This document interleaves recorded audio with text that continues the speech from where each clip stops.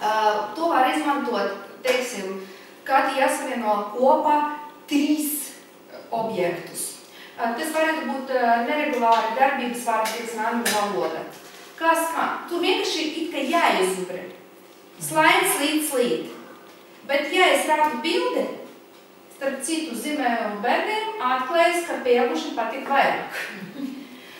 Mēs sarunājamies, ka slaidi ir kā slideshow, un slīdam, ar skritulu slīdam. Tad slīd, un lūdzu nosauciet man 3 formas. Slaid, slīd, galvenais, ka bildi palika šeit. Ja?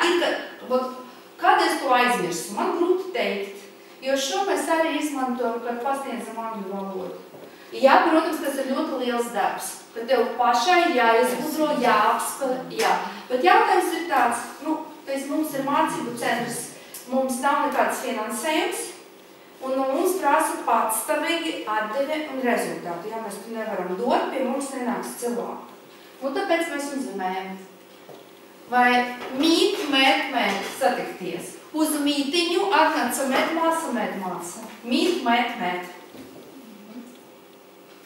Stend, stūt. Pie stenda stāv students un studenti. Stend, stūt. Kas ir svarīgi, ka bildi palika prātā.